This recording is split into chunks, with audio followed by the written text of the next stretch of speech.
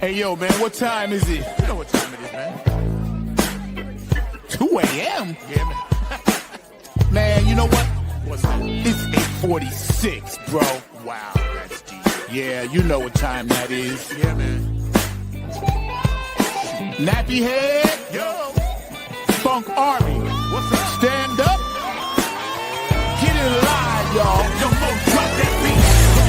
You know what we gotta do. Yeah, man. We bringing this funk just for you. Repeat after me. Say, you don't have to be the best, just gotta outlast the rest. You don't have to be the best, You don't. just gotta outlast the rest. No, you You don't have to be the best, just gotta outlast the rest. You don't have to be the best, just gotta outlast the rest. United we stand, divided we fall. Should our backs ever be against the wall, we'll be together until the jam is done.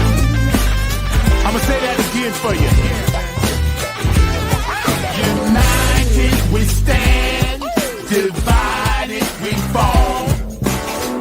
Should our backs ever be against the wall, we'll be together until the jam is done. Here we go, y'all.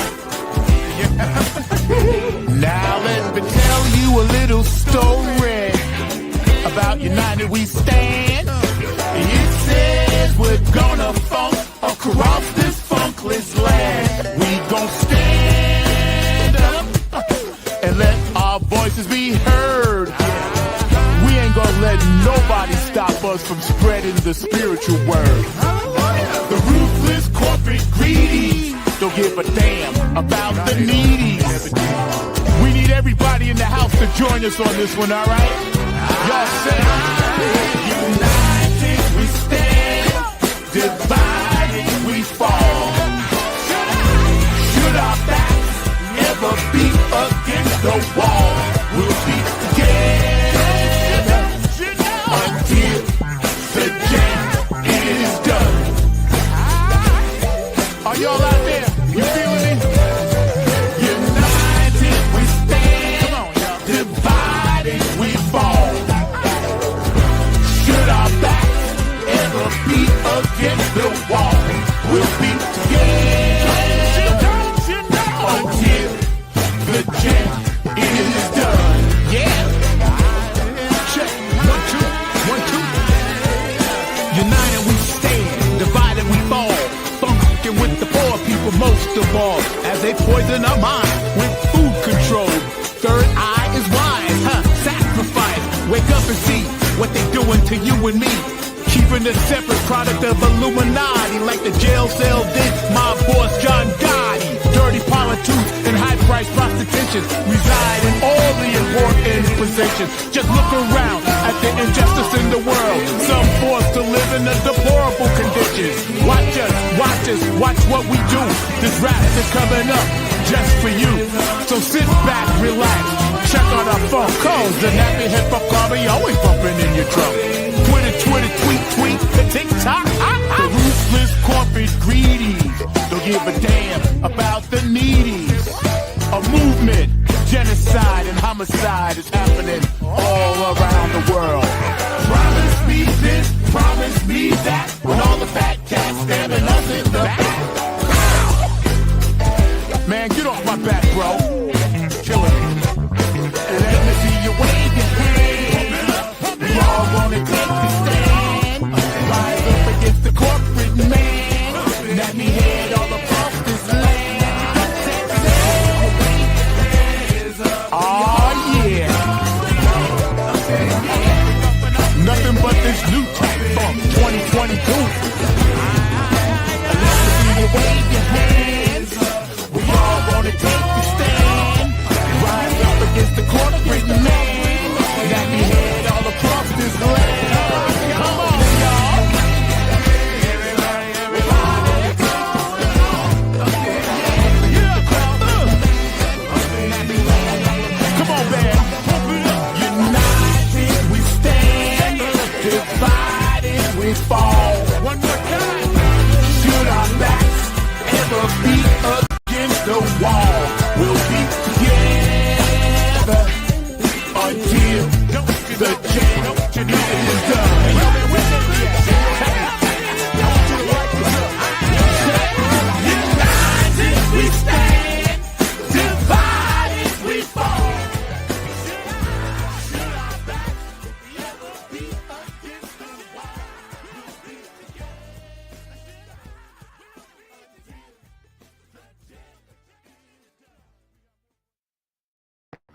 What up? What up? What up? Funk from the front seat. It's getting hot in here, y'all. Y'all know how we do. All right, check this out. Today, we're going to do a follow-up. I wasn't going to do it, but it's cool. Thank you for tuning in. 9 on the Grind TV, Funk from the front seat, every Saturday at 12 p.m. We got our round table as usual. Linda Schott is in the house. She's going to be coming in a little bit. Jen Vanderputten is on her way. You know, I hit up a few other people and they might pop in. Mr. Mark Lee, my producer back there, extraordinaire, keeping it real, keeping it funky, keeping it fast, always classy and never last. Mr. Mark Lee back there behind the glass. I thank you. I appreciate you, bro. I love you. I'm your host, number 9. So rather than just jump right into the negative pool and start talking about, moving and death to the U.S. and all this other nonsense, right? We have decided we're going to put our heads together today, and we want to explore different options and different coping mechanisms.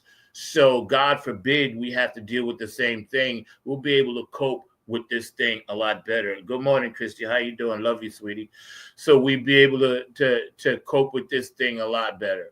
Right? Because the negative stuff and the piling on and the calling other people stupid because they chose not to vote like we wanted to vote, that stuff has got to stop. That stuff is very, very bad for our country. It's very, very bad for you as an individual. It's very, very bad for people who are young and impressionable. And we as adults, and I put a lot of thought into this all week long, we as adults need to set a better example, because we wonder why our kids are all fucked up and they're looking at us, watching us do shit. So rather than take the low road and throw gasoline, fire, and poison on everything, we on this panel have decided to take a different path.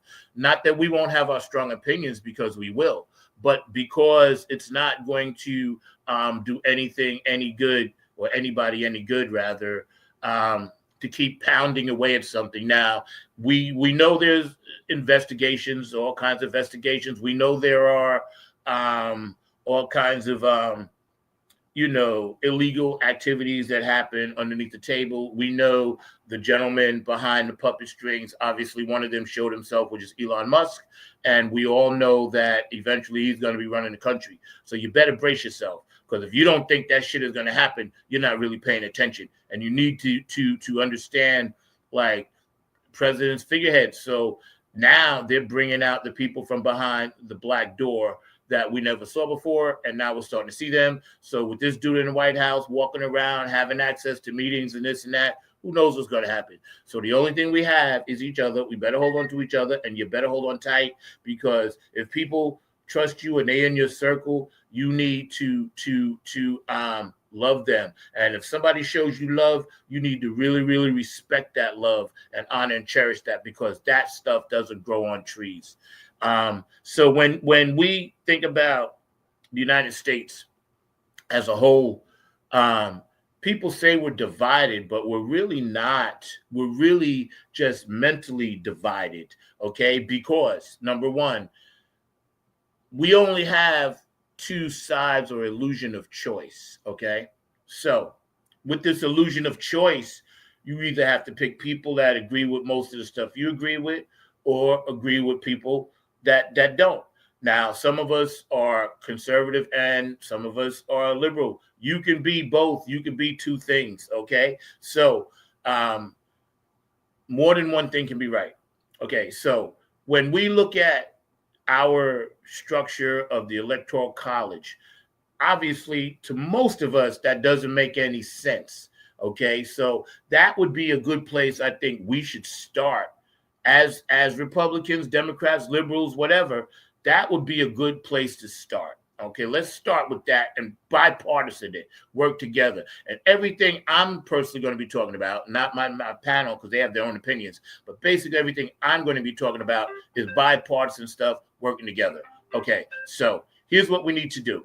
We need to sit down with people that have access to the corporations that want to try to continue to rape us and pillage us and kill us. And maybe if we talk enough sense to them, maybe they might understand without the United States workforce, and that means Latinos, Mexicans, Asians, Indian, blacks, whites, Irish, Germans, Catholics, Protestants, gay, lesbian, trans, straight. Without everybody, this country won't move.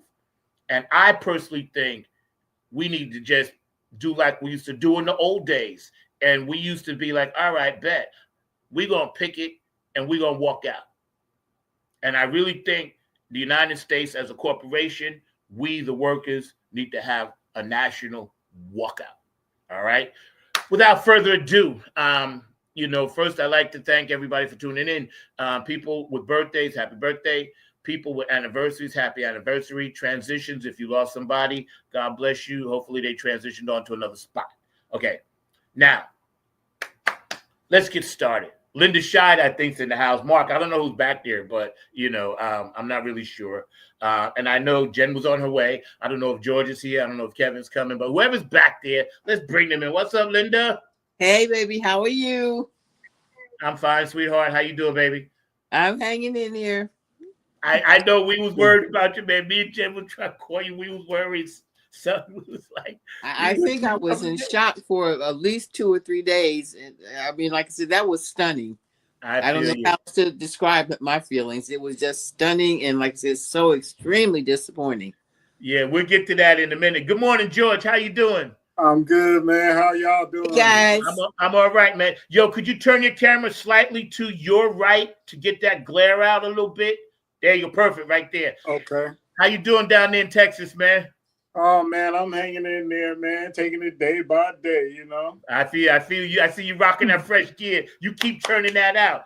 Hello, my friend Jen Vanderputten. How are you, tech extraordinaire, leader of women in many, many forums? How you doing? Oh no, leader! I'm a leader that's like, wait, y'all are following me? Ooh, no. Yeah, we following you. Trust me, we all following you. You didn't know that, did you? No, you look behind and you're like, whoa, no, you guys got the wrong person. You got elected without even knowing. See, that's how it works. That's politics. That's how it goes. I'm just trying to figure it out. You doing all right? Kids Hanging good? in there. Good. Yeah. I mean, we get, like, when we talk today, I've been talking about some of the stuff that I've had to do lately because of the results of the election. And I know it's not going to come as a surprise to y'all, but I've never in my life had to, like, lock down my Facebook and things like that. But yeah. I've been fortunate. I mean, I had a few people that called me. We talked. I said, hey, we still friends. I ain't mad at you. One of my sponsors from 4 years ago to help me get to a show, he's staunch on the other side, and he still calls me. I know his family. I went to school with him. He has his views. I have mine. But, it's funny because a lot of times people don't tell you everything. And there's things that I'm about myself that I don't tell everybody. People look at me and they see me free, this, that, and the third. But I can come out now and say, listen, I've been a responsible gun owner for a long time. I just never told anybody because it wasn't necessary, right? And there are reasons why I did that. But so you can't judge a book by its cover. You can't look at a person and be like, oh, they're against this, oh, they're against that. That's a mistake. And that's where we're going to start, okay? We're going to be freewheeling this thing. But I wanted to start, Linda, with you because you're in a seriously red state, Kansas City, right? And Missouri. How do you think we can communicate with people that only see us as the enemy? And I want all y'all to think about that. How can we communicate effectively with people that only see us as the enemy simply because we disagree? Well, I have to say, in the Midwest, people are naturally very friendly. People speak to you. They don't have to know you to speak, which is very different from the East Coast. And I can't say that we've had any dialogue, but it's nice to see that kind of French, that kind of openness, And it's rare and it's kind of unusual because this is such a Republican state. You would think they would be very intense and, it's just kind of a weird kind of dichotomy. There's like you see the results of the election, for example, but these people are very friendly people. So there would be a possibility of some dialogue or maybe some interaction where we could maybe come to a agreement or at least express our views and see if there's any kind of comparison or any kind of camaraderie involved in that. It's just a process. Yeah, you're right. Jen, I'm gonna ask you the same thing. Can you remind me where we started from? I was like, I was just saying, how I do you lost think? in what Linda was saying. Yeah. I was just saying, what do you think we could say to people right here in North Carolina that are against what we believe in or don't believe in? And what do you think we could do to open up some dialogue and not have the argument and bickering, but rather the understanding that they're different from me, but I'm not your enemy? Mm-hmm. Yeah, that's tough because it's right now. There's a lot. I'm one of these people. I know there's probably a lot of folks right now not feeling really safe to even talk about it, to bring it up. Like I said, I had to lock down my Facebook for the first time ever. Any of my social media, I've never ever had to go private, locked down to like friends only. But I've already started getting misogyny. You know, women are getting approached on the street and they're saying, "Your body, my choice," and things like that. I heard that. This kind of stuff is starting to come my way, and I've not, I've seen stuff before, and I usually block, people with the randos that come along. But it's like they're coming looking for you now. And I don't blame anybody for wanting to just stay safe for a while and go underground a bit. I'm not sure. I think people need some time. I think they need to go underground. I think they need to reaffirm. We were talking about this on the phone, Zach, that we need to connect with each other. The people that we know or at least we feel the most safe with. I think we need to give space to each other. If someone's not feeling safe in general, like if women are just like doing the women thing and Black folks are just doing like, we're doing the Black space here right now, and we all just have to be really respectful of the spaces right now that people are coming into to talk and feel more safe. Because we'll have a chance to get together in other forums too, but I think we got to let people have that time in their community spaces to gather up that strength again, to be able to tackle these things again. How to approach it, I don't know. I mean, it just seems like we've been trying to do that for a while, and you keep trying different language, but I think there's just certain people who are so intractable that you're never going to be able to open up a conversation with them and change their minds. So I think the biggest thing right now is trying to identify who might be changeable, rather than just trying to say, how do we approach each conversation, but rather maybe go for quality than quantity. Yeah. If that makes sense. Yeah. George. Yeah. I was going to say, down in Texas, right? How would you open up dialogue, or what would you suggest people there do to open up dialogue so there's not this tension and there's not this violence as Jen spoke about, and people aren't trolling women now, telling them they own this, that, and the third? Like, what would be a way that this show today can say, hey, why don't you guys try this? Or why don't you guys try that? What do you think we could do? Especially you're in another red, like surrounded, drowning place of Republicans. So well, what do you think? You were in the military, you're well-rounded. I know you're, a gun owner. I know you have grandkids, kids, this, that, and the third. So what would you think? Well, agreeing with what Linda said and what Jen said, especially living here, because as you know, I lived in California most of my life. You're right. They're way more crazier out there than here. They're a lot more nicer here. I don't face a lot of things that I normally face when I was in California. Right. I mean, the open mind, we need a reset. Okay. U.S. need a reset, okay, like a timeout, you know. Just go back and relook at everything that's happened, you know, and try to go from there, you know. Like you got to unlearn what you learned before.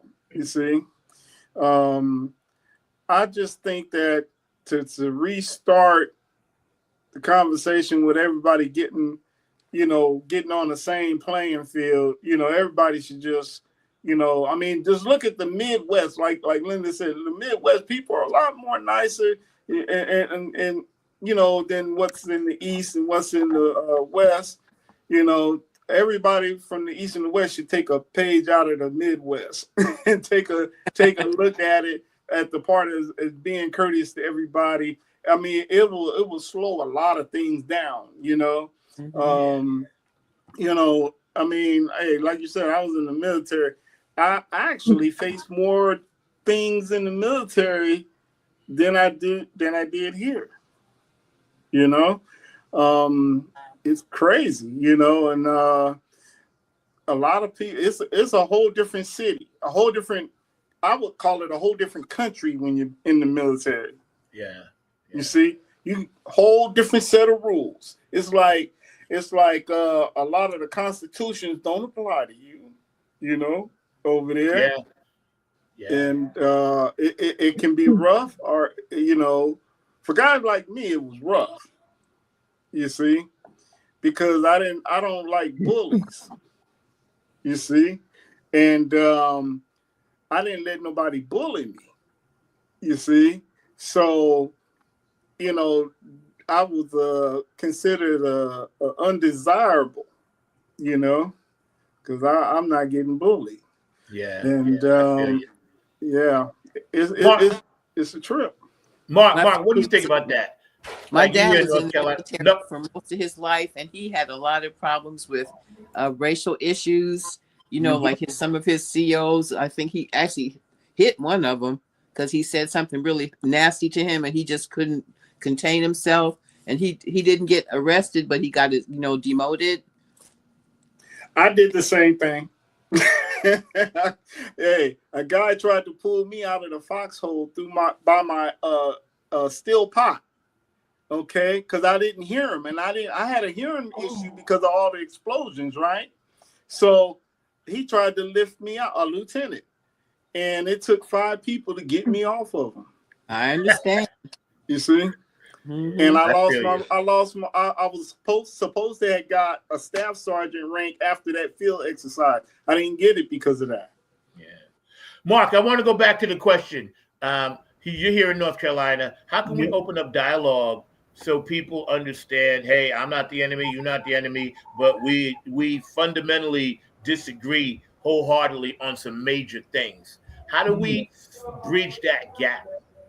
Part of it is doing what my dad's significant other did, and all along those lines, you just sometimes have to be bold and sometimes take action in yourself, and all along those lines, because actually I need to send it to everybody here on this panel and everything, but she got together with change.org, which is a website which I know many of you are familiar with, and she was just basically letting the brothers and sisters, kind of who y'all were alluding to earlier, that are in the service industry, that are Latin American, know that we stand with them, and all along those lines. So she put that out there, and she definitely is circulating that to a number of folks, because we do know that if ICE and some of these other organizations start coming after folks, it's not going to just impact those particular segment of society, but it's going to impact us, because a lot of times we are dependent on them for the construction that we're doing. We're dependent on them for the food industry and for a lot of other things, because I actually created a small video, I think it's a 30-second video, that talked about that, because like I said, that is circulating now, and she did that beginning this week when she realized what was going on in that space. So sometimes it's just a matter of actually taking action, and we can all take action, even if it's a small action, and all along those lines. So like I said, Linda Bellens is in the education space and decided that she would get that out there in that using that platform of change.org. So like I said, sometimes we can just do simple things in order to let the folks know where we're standing and what we are standing for people's rights as well and everything. And you can have simple disagreements as well, and you don't always have to agree with everything that everybody is doing, but you can stand on principles as well. And I'm definitely a believer in folks standing up in their principles of whatever their principles are. Yo, that's what's up, because good morning. Yeah, we're looking at some of the comments.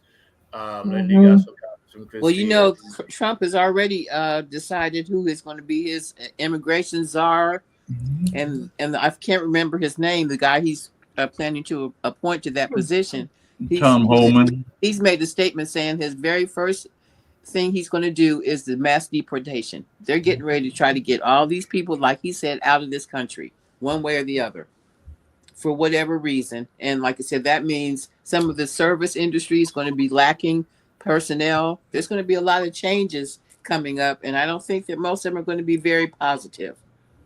Yeah. And that's going to have far-reaching effects, and it's the the leopards that are eating their faces thing that you see going around is that a lot of the people who voted for that change don't understand its far-reaching effects.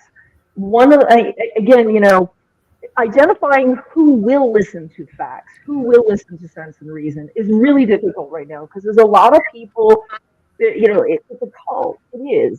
It's a cult right now. And it's hard to tell how many people are in the cult because, like Zach said, don't judge a book by its cover. You might think you're approaching someone who's part of that cult, and their mind is not going to be changed, not easily, and it might not be worth pouring your energy into. Like, we only have so much energy. We have to place that where it's going to be most effective. But if you do come across someone and you get the feeling they will actually listen to facts and figures, they just haven't bothered to look at it because they just don't. That's not what they do. They go to work, they come home, they go to the kids' soccer games or whatever, and they know, but they're willing to listen. Thinking about how the economy and spending, that's a big thing for those who voted Republican this time. Wanting to reduce the deficit, deporting 20 million people, deporting 1 million people. The cost is in the hundreds of millions. Yeah. Deporting 20 million people gets to be nearly $500 billion, and they can't even do it in 1 year. You gotta. It might take the whole 4 years to get started on it, and cost $500 billion. They're talking about wanting to take away. They want to reduce the deficit. I think in one of their recent speeches, they were saying like 1.3 trillion or something. We're targeting 1.3 trillion is like somewhere 1.7 trillion is their magic number. Well, they just added $500 billion. Yeah. Where are you going to get the rest of that from? That's not even including the effects that losing a lot of people who are working and contributing to our economy in many sectors that are invisible to us, like women's labor invisible, immigrant labor invisible. But we can't afford to allow it to be invisible anymore. We have to start having those facts and figures. Go to the good sources, reputable sources. Get those facts and figures. Get the numbers. Have them at the ready. Put them on a note card and have it in your wallet or your purse. And be ready to pull it out and say, "Do you know how much that's going to cost? Do you know how much that'll cost the domino effect down the line?" They're bringing up these facts and figures, and then maybe you might be able to change some minds around you, the ones who are willing to listen. What it is too, I think people and that was very well. All you guys are making some amazing points. This is, if it was me, and I don't have this kind of power, but I would ban all news programs, mainstream, Fox, CNN, CSNBC. I would ban all of them because their job is totally to keep us divided. That's their job. Right now, we try to get information from some, we try to get information from others. They sprinkle in the truth, but basically, they're not even trying to be on the same page. There was a time in what I see, Zach? They don't even deal in facts anymore. They deal in opinions. Right. That's right. It's all clickbait. It's all clickbait. And that's sad because there was a time when a major thing would happen and they would all be there. I mean, even though back then it was still bullshit, it was way less bullshit.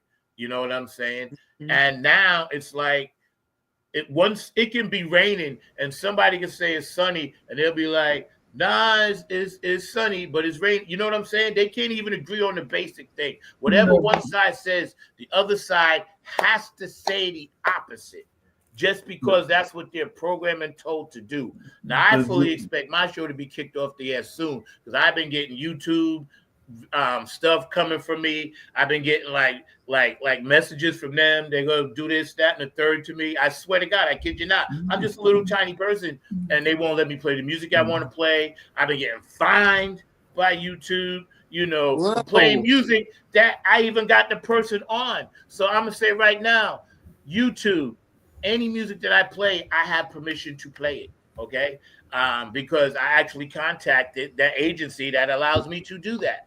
Right, but they haven't gotten that information yet because there's a backlog or whatever, and maybe, you know, even my own song, they dinged me for playing my own shit. I've heard that. I've heard that is a big problem. Social media is soon going to be under the control of the real demon, which is Elon Musk, besides the other demon, right? And that's where shit's really gonna hit the fan, because a lot of people depend on social media. Now, me, I can live with it, without it. I enjoy doing it. But when I look at how things are shaped, and it says this in the Bible, you can't see the devil till they come calling. They're gonna be invisible, but they're gonna be standing there, right?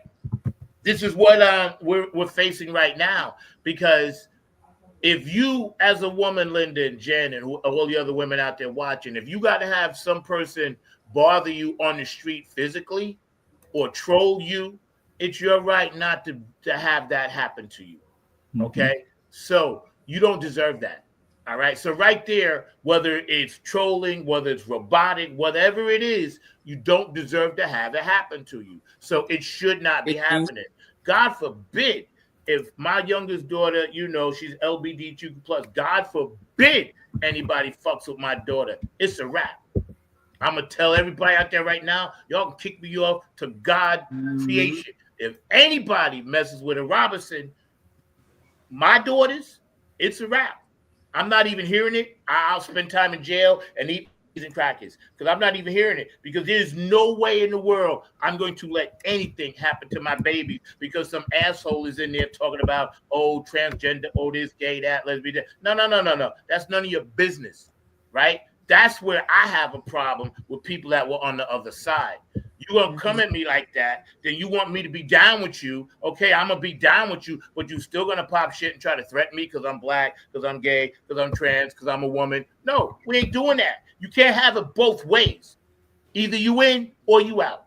You know what I'm saying? And if this dude really wants to do the right thing and claims he does this, that, and the third, and all the nonsense and all the complete bozos he's putting in his cabinet, he needs to understand that there is a whole nother side just sitting here and we chilling, but don't think we not armed.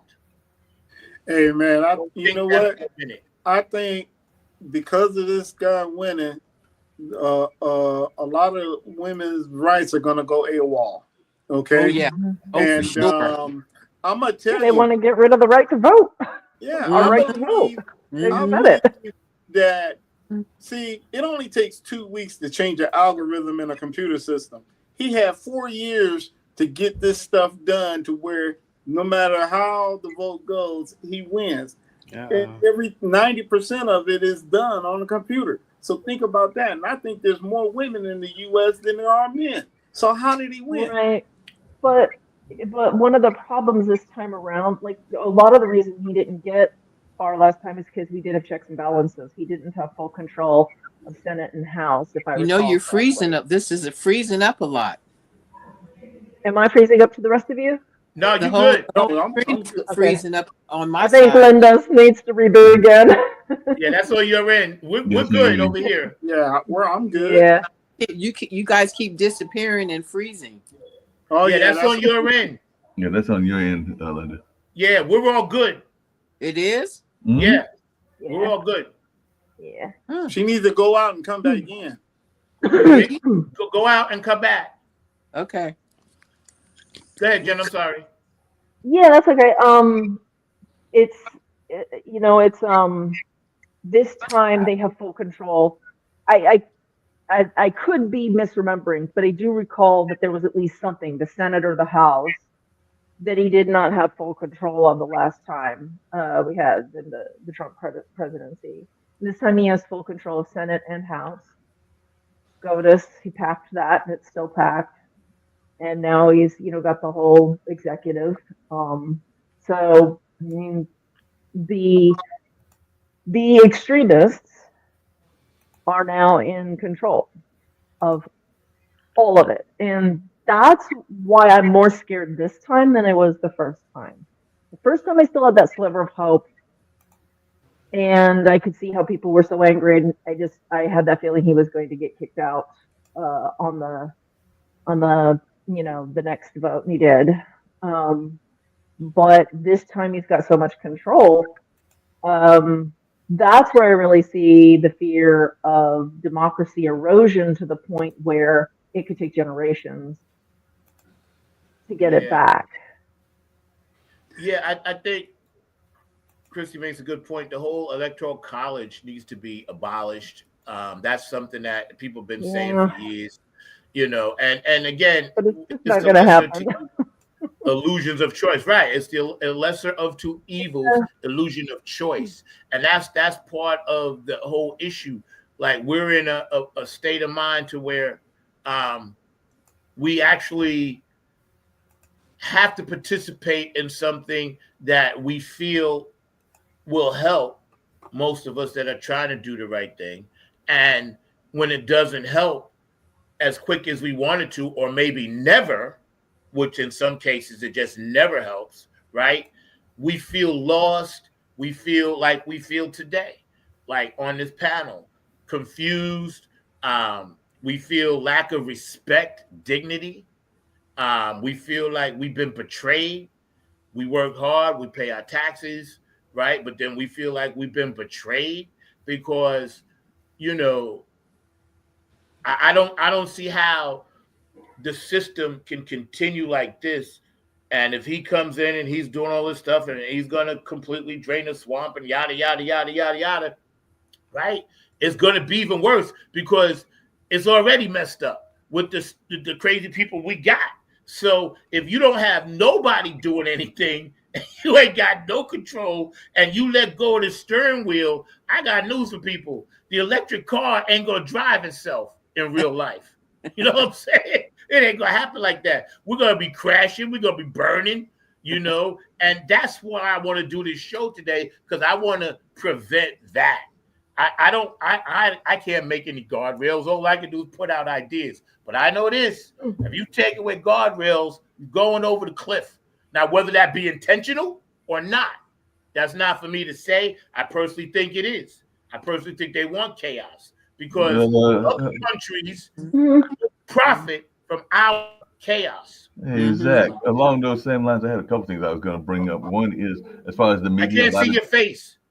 A lot of times with the media and everything, and all along those lines, a couple of things I was going to bring up in this whole notion of chaos. One, the media a lot of times is playing to its audience, and it's playing to a designated audience, which means that the right-wing audience media is playing to the right-wing audience, and the same can be said for the progressive, or what some people might call left media. So that's part of the problem, is that there isn't objective journalism the way it used to be, because a lot of journalism isn't about reporting in the sense of how reporting used to be done. It's playing toward a target audience. I think Linda kind of alluded to that earlier and everything. So Fox is going to be playing to those folks that are fans of Fox and all along those lines. And the same with Midas Touch, to play to folks that are fans of Midas Touch. So that's part of the problem, is we have to be able to study. And I know you're doing a good job of that, Zach, and looking at various sources and not just looking at one source and everything. Because if you look at one source and it's a source that's got you in a tunnel, you're going to stay in that tunnel and all in that space. You got to be able to. I watched the Midas Touch. I like that. And it wasn't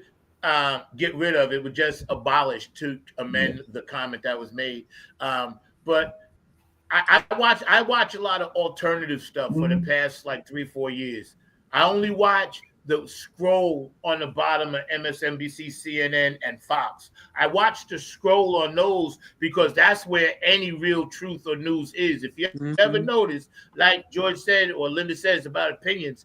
But if you look at the scroll, that's where you can really find out how many truths we send in the bomb stuff. Or you can really find out like where salmonella is coming from in the McDonald's in Denver, Colorado. They don't talk about it, but everything now is on the bottom of that scroll. And I suggest people, if you got to watch mainstream, watch that, because at least you're going to get some things that will help you, because they know they can't have major things happen and not put a bit of it out. You know, they don't talk about the whole thing and they twist the facts, but they have to put some semblance of truth out on the bottom scroll because they're representing what's supposed to be, you know, truths out there. I got another thing to talk about that's really interesting to me. And George, I'm gonna let you lead off on this one. And we're hanging out today with Jen Vander Putten, author and businesswoman and tech, you know, high mogul, future president, Mr. Mark Lee, producer of everything down here in North Carolina. Hay Tide Center, his own show, the Mark Lee Show on Monday nights, and the watch parties and the dance parties, and Linda Scheider, artist, singer, songwriter, actress, Paula Funk, married to Gary Scheider, Hall of Famer. And George DeFunco-Vinci, military, of course. All his great work is back behind me. Served, he's a veteran, so thank you for serving. And he also has his brand that he does on shoes, sneakers, coats, hats, anything you send him. If you send him a toothpick, he'll make something funky out of it. but I wanted to ask you, like, when it comes to the military, George, I wanted to direct this at you. And we've been hearing rumors. And again, ain't nothing solid happens until it happens. But certain generals have already spoken out and said, yo, bro, you ain't coming up in here like that. And I wanted your opinion about it. Yeah, I mean, it happens all the time, believe it or not. It really depends on where you're stationed, too, you know, and who's in charge, okay? Because you'll find to this day, like back in the 60s, just like back there, you had a company of just black guys. You have a company of just white guys. It's still like that to this day in certain areas. You won't see it. You'll never hear about it in the media. You have to get it from people that been there. You see? Do you think that the president-elect will try to politicize or make the military the actual police when he's trying to do things such as deport people? Oh, yeah. And will the generals allow that? I guess is what I'm asking. Well, see, he said that. Yep. Yeah, right. And he can actually present that and try to get it done with an executive order. Because if he don't do it that way, see, the maybe the government might not let him do it, you know, because like Christy said, he's just the mouthpiece. Okay, he's the one that signs the okay, you know. So he's like, it's like playing Simon Says, you know. So he can do an executive order like he do on the pardons and all that stuff, but he can set it up to where National Guard, reserves, Coast Guard, he can use all of them because, you know, they're ran by the state. He can use all of them and for border patrols and police. Okay, because look when the riots happened back in the 80s, or was it 80, 90, whatever. Look what happened then. National Guard got activated as police. And they had more power than the police. Okay? So it was bad. I'm telling you. It was bad. I was there. Okay? Yeah. So, I've been in a few riots. I know. I got a question. I'm sorry. No, go ahead. Oh, I got a question for George. So we already talked about how, you know, several generals have said, you know, they're going to stand the line against a lot of his, you know, problematic policies, the way he wants to weaponize military, and the things he wants to do and change in the military, you know, rolling back some of the progress. At the same time, he and his cabinet that he's forming are saying that they're creating a list of those individuals in the military who say no to anything, even one small thing that Trump wants, that they're going to dismiss them, get rid of them. And he does stand at the head of the military. But what I don't know, as an everyday person who's had no experience with the military, is does he have the power to do that? Can he just say, you're out, you're out, you're out, you're out? Yes, indeed, he Yes. Yep. Because he's the commander in chief. can. He's commander in chief. Yeah. The He's head of the the top yeah. dog. He's higher than a 5-star general. Mm-hmm. Okay. That is one of the biggest problems. I think one of the biggest mistakes in our constitutional framework Yeah. is that is the check and balance that I think was missed, because that's exactly how every dictator has become a dictator, by weaponizing the military. That part. That part. That And you part. know what? You know what? That in itself, depending on how many followers those generals have and loyalists, that could start a whole different division. Mm-hmm. Right. Mm-hmm. Okay. Mm-hmm. Yeah, you're back to that There's a civil whole lot of war, right? scenarios. Everybody picking a side and going against each other. Yeah. There are so many scenarios that could pop off in these 4 years coming up that it's mind blowing to even try to, to try to grasp the possibilities and his intentions. It's kind of scary to me. Let me tell you about a division that's in there now, that besides black and white, that a lot of people don't really it doesn't get a lot of publicity. There are gangsters in the military. Yeah, I know. Yeah. Yes, hardcore Yeah. gangsters too. And you guess what? Yep. They turn around and they go back and train gangbangers. Yep. And that's the same way it is for the Proud Boys, the KKK. A lot of their top executives who rework the system and try to, mobilize. Because I've talked to some of these people, right? And they were all in the military. Now they ain't going to bother me, but if they do, I got something for them. But I've talked to them about like their background, and also I can look at their tats and see what branch of the service they was in, and then they got that circle with the Proud Boy tat. There's a certain sign that Proud Boys do when you walk into a place or KKK, and you can tell, you can see them. You know what I'm saying? So if you know what these things look like, just like gangs, I call them gangs too. It's the same thing. I don't know if you guys remember, but about they all been in the military. A few years ago, they had a football game at West Point, and they caught some of the cadets doing KKK Yes, stuff. exactly, Yep. exactly. See, and this is part of the issue. Like, we're not talking about these things enough. Go ahead, Mark. Yeah, I just had a quick question. This is for everybody, and because I've told you, and you kind of alluded to it earlier. I heard Linda talk about it.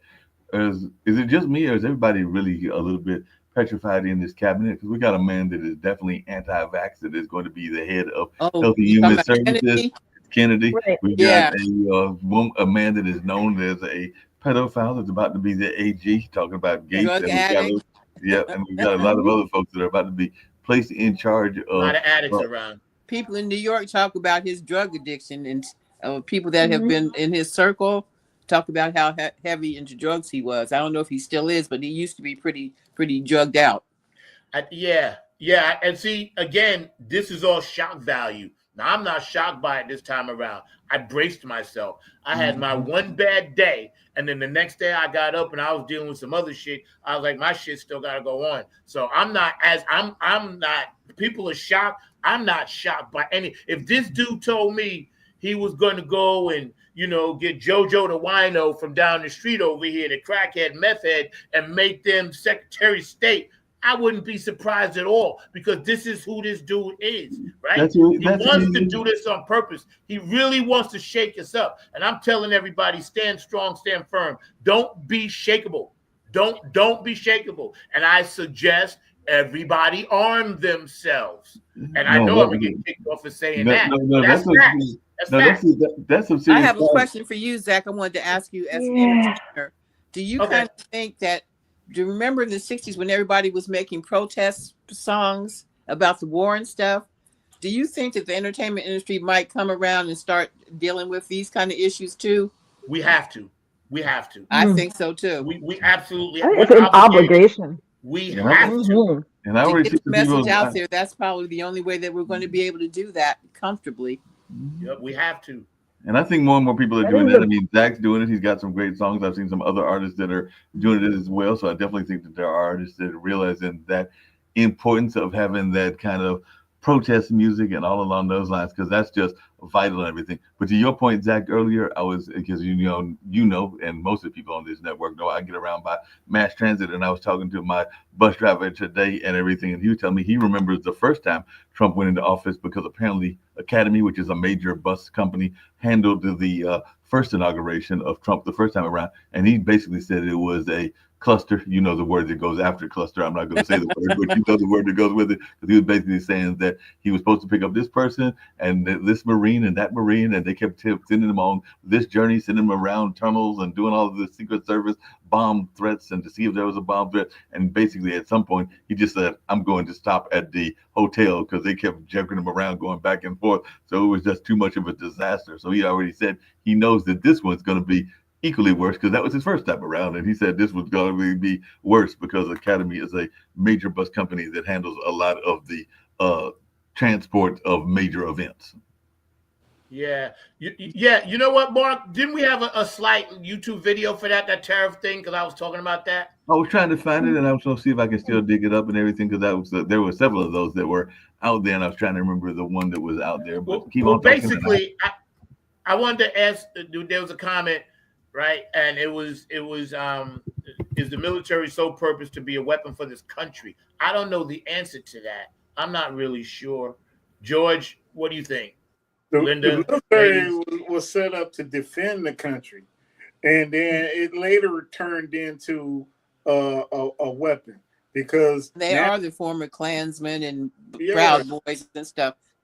now we go out to other countries and fight other people's wars. That mindset. That's not what it was really made for. Just It like was George made said, to there's a lot Yeah. of racial issues in the military that don't get addressed. The Yes. separation and the just like I said, the mental capacity to be a soldier these days. And you have where's your mind? What are you really about? Killing? I also think a lot of times, thing, you know. yeah, I guess it has to be if you're in the service.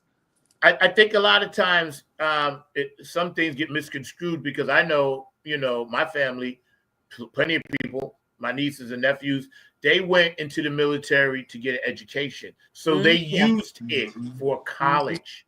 They didn't go in there to be told what to do. They didn't go in there to hub to, none of that. They were already coming out of high school. So they were actually recruited and coming into the military as upper brass, lieutenants, this and that. They came in like that because of their grades. So a lot of times it's not used for that. It's used for educational purposes. And also another friend of mine said he just wanted to travel the world.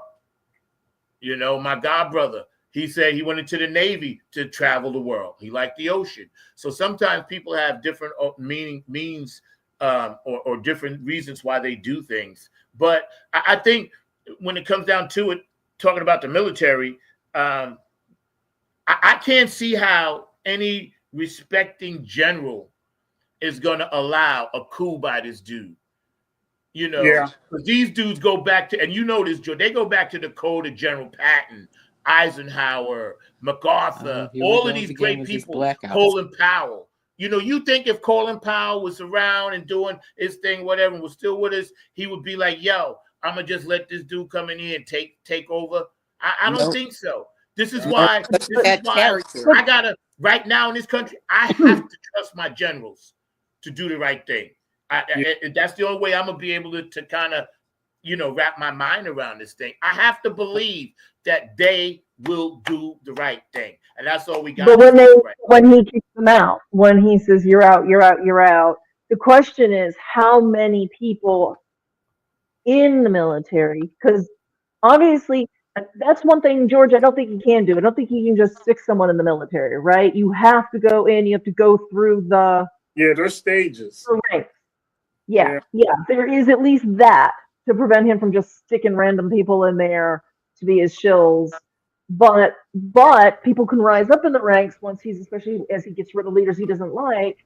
And the question is, how many people in the military are rampantly for him and his policies Well, and what if you remember during January 6th, the head of the at the Pentagon, I'm not sure what his position was, but one of the people in the military was amening and holding off the National Guard and helping him do his thing that day.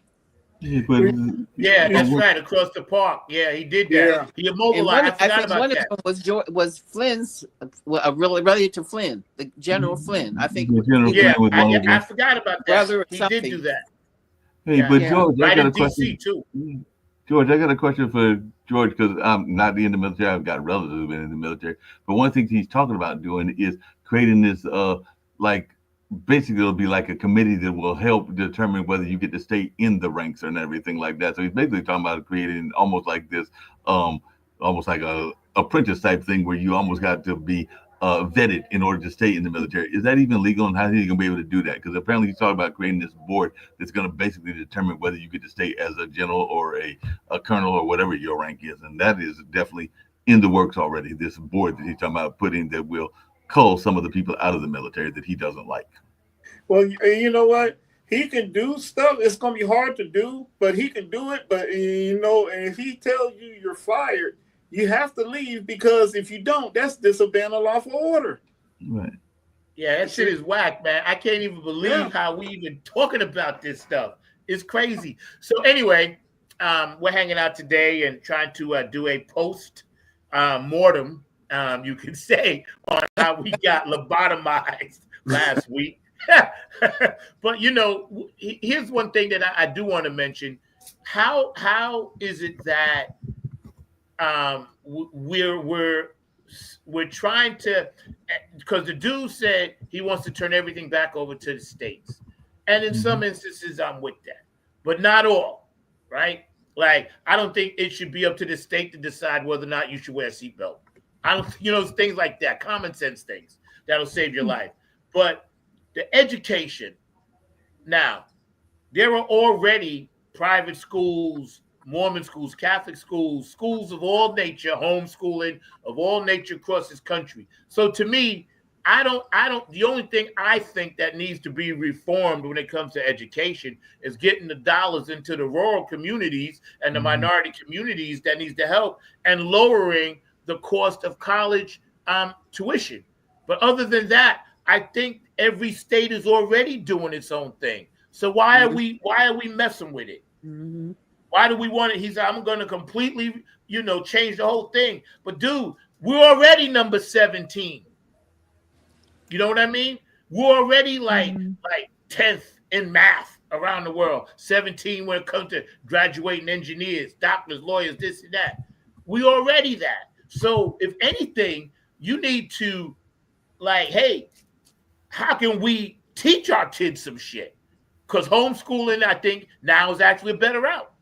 I believe in that now, because your kids actually going to get the attention that they need, and they might actually learn something. You know, the young kids, they can't write in cursive. They got to do a math product like this long to go 3 times 3 is 6. And I'm like, what are we doing this for? If you're going to be an engineer, great. If you want to do all this stuff, great. But why are we doing this? If he wants to do anything to impress me, why don't you do that? Your opinion, ladies. Linda, I'm going to start with you in the corner. I don't think that's going to be a priority, to be honest. I just don't see that. His last administration, the lady that he put in the Department of Linda's Education, on the lag, y'all. a little rich woman who didn't give a darn about anything except private schools. Yeah. I Jen, just don't think that's a priority. I really don't see that. I think the real reason, because they said they wanted to abolish the Department of Education. I think the real reason is they see it as one of the areas that they can just save money.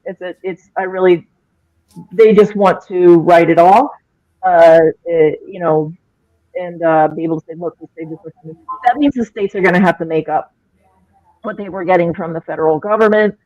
And that's going to disproportionately affect a lot of marginalized communities, especially disabled kids, because a lot of what you get from the disability, the IDEA law comes from that. I did not have good, IDEA was not actually, it's not actually well enforced, and that is done at the state level. So we have very poor enforcement at the state level. If we get rid of the Federal Department of Education, then we won't, I believe that we'll lose the IDEA protection. It will once again be fine to, more fine because, we were just, my family was discriminated against, my son was discriminated against, and all those so-called protections didn't work for him because it has to be enforced. It's only words on paper unless it's enforced.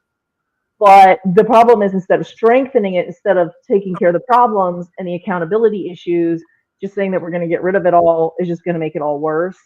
I think there should be certain guarantees. We can argue about funding and stuff and where that money comes from. And but speaking of funding, excuse me for cutting you off, but I've noticed that they're using the school's education as a tool to get gambling of legal in state by state by state.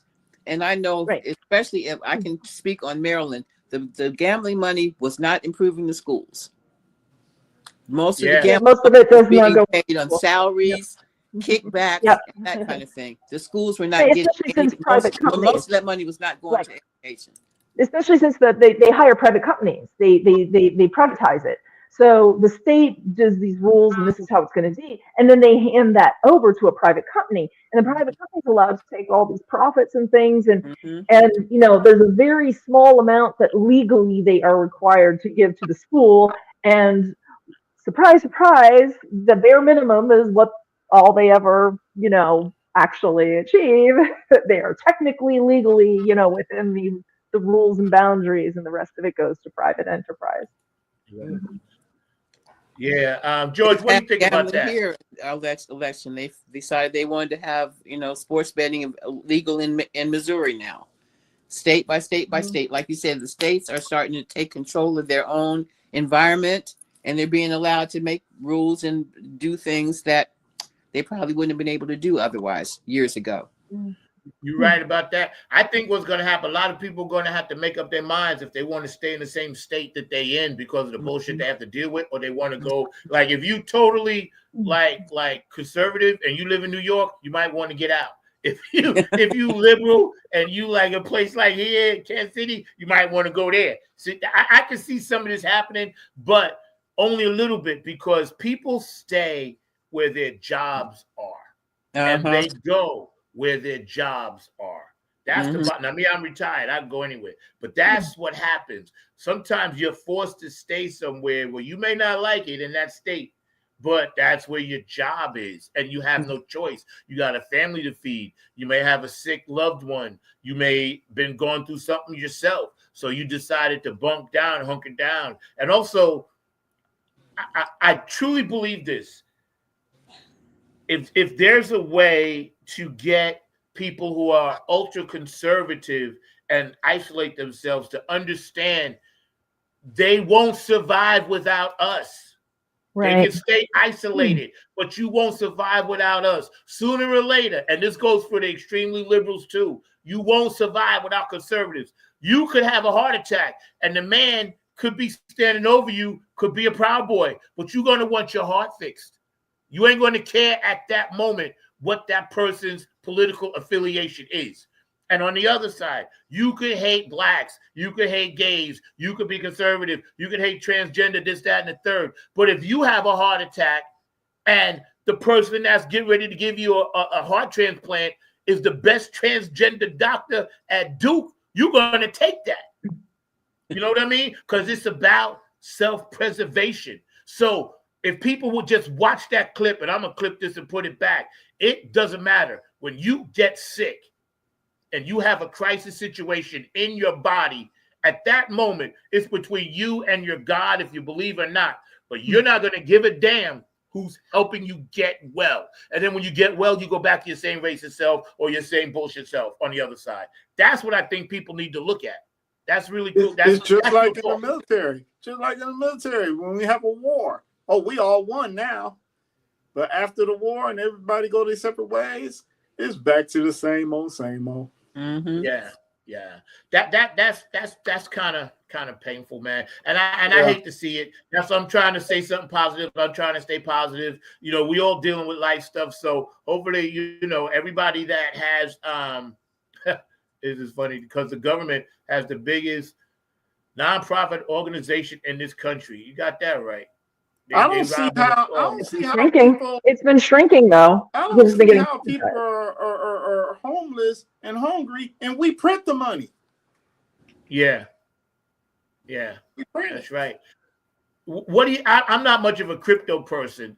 This might be something for you, Linda, or for Jen, but I don't know nothing about it. This artificial money. Maybe Mark knows. What are we doing with this? What am I hearing about? Crypto is gonna take this and mess up that. What are we doing? Well, it certainly has become a haven for fraud, from what I've been hearing.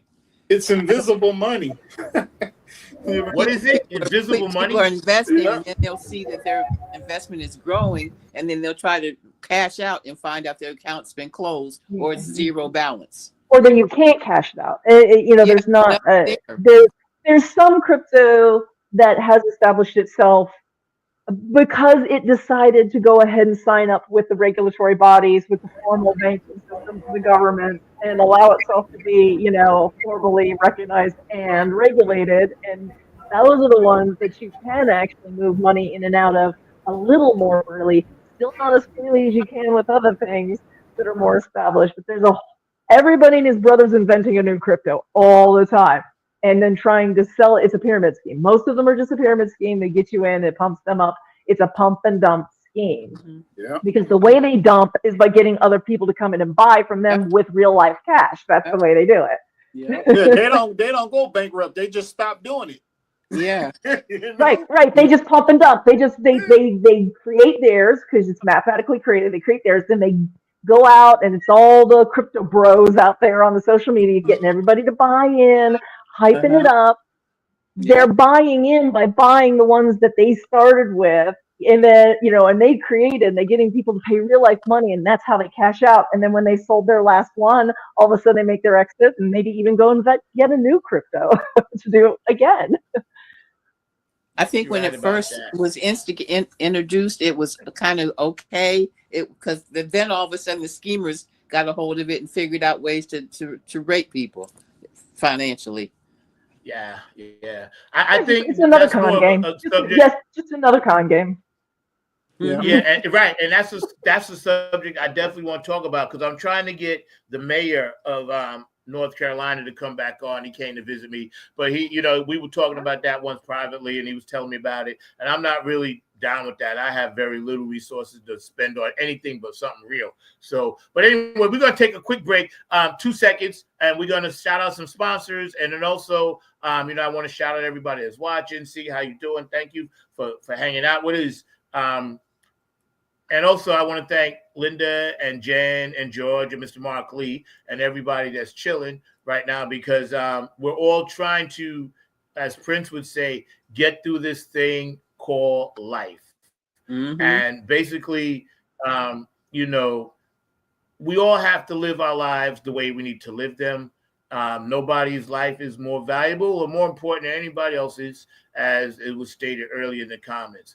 But I do want to run something that my friend Milo Z sent me a while ago. While you guys take a short break, y'all come back, check this out. Funk on the front seat, back on the other side with our guests and more conversation. Thank you for tuning in.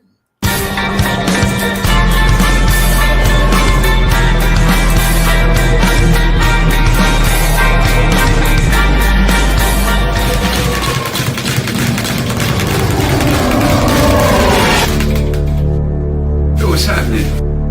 Where's everybody going? Seems like everybody's fleeing New York. Let me hit up my boy Frank, see what's happening.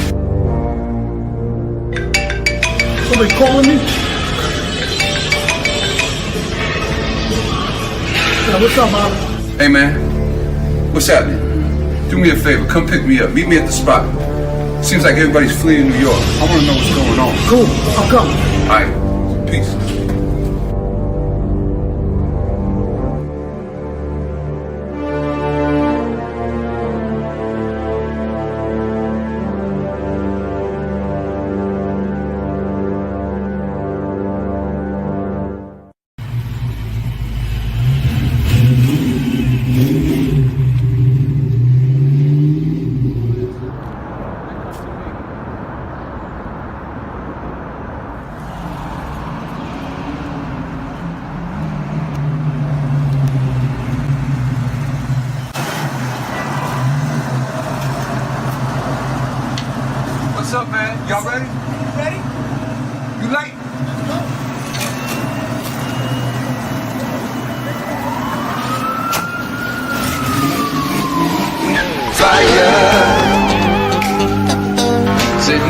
city is burning, and they running, learn from us.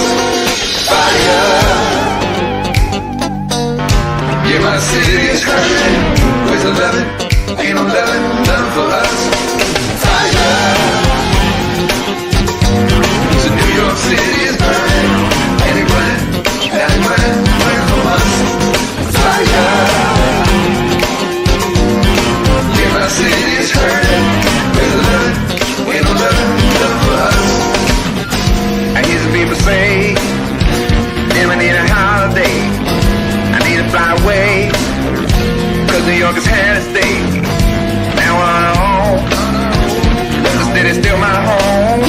Does anybody know just what is going on? Yeah, fire. New York City is burning, and they running, running from us. Fire. Yeah, my city is hurting. With loving, ain't no loving, none for us. I hear some people put us down, calling us a broken town. But take a good look around. New York's always hold the ground. Before you go and cast the doubt, before you go and run your mouth, find out what it's all about. Don't ever count us out. No, fire. New York City is burning, and they running, running from us. Fire. Yeah, my city is hurting. With the loving, ain't no loving, none for us. Ain't nobody none for us. Who the hell are we gonna trust? Maybe just been humming enough. Why gotta be so tough?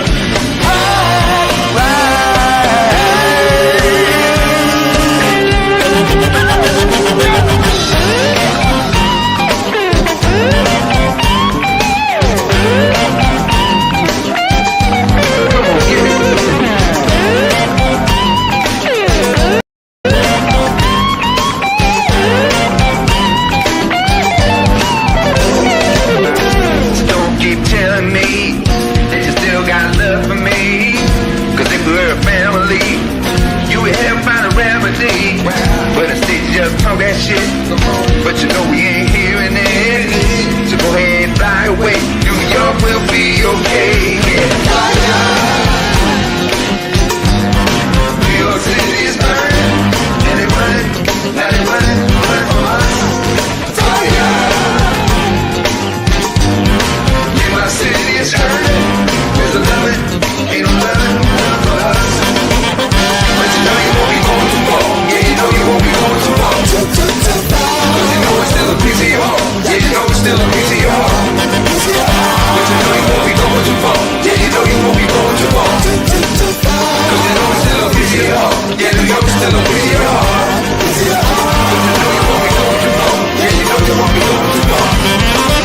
'Cause you know it's still a piece of your heart. Yeah, you know it's still a piece of your heart. New York City, you know you won't be going too far. Yeah, you know you won't be going too far. 'Cause you know it's still a piece of your heart. Yeah, New York's still a piece of your heart. New York City.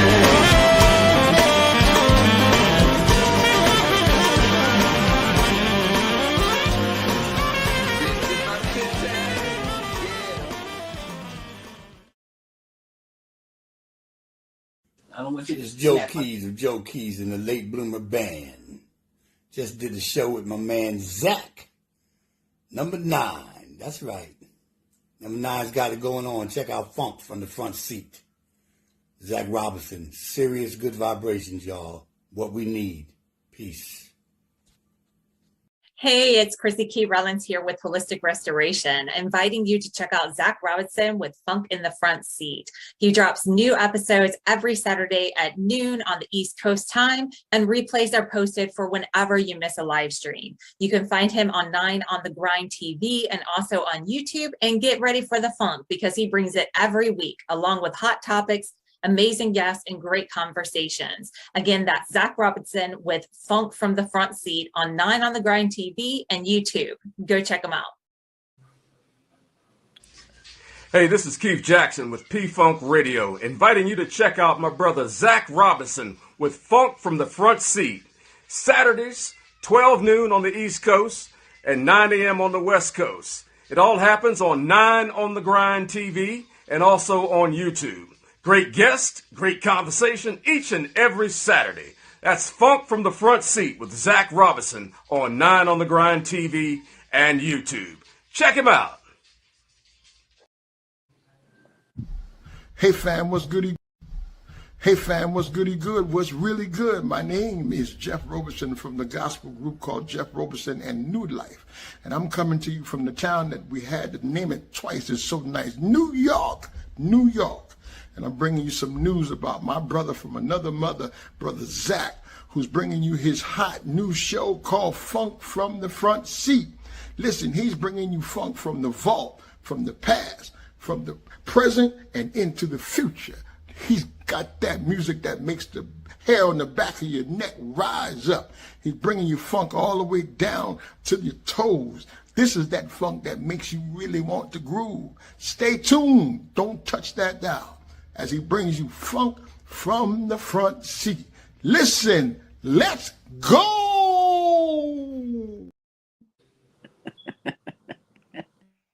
Hi, this is David Webb, founder and CEO of the Funk Music Hall of Fame and Exhibition Center, DBA The Funk Center, and the executive producer of the Dayton Scene radio show. I would like to recognize and honor the legacy of one of the most funkiest underground bands of all time. They are called the Nappy Head Funk Army. Let's applaud this band as they continue to keep funk music alive for generations to come. Their leader, Zach Roberson, who is also the Vice President of Club Funketeer Ambassadors for Bootsy and Peppermint Patty Collins. Zach started his band in 1998 at a George Clinton's birthday party, and his band is still active today. The Nappy Head Funk Army's funky brand of music is the new generation of funk. I applaud their energy and their contribution to funk music. I wish them much success and thank you for keeping funk music alive.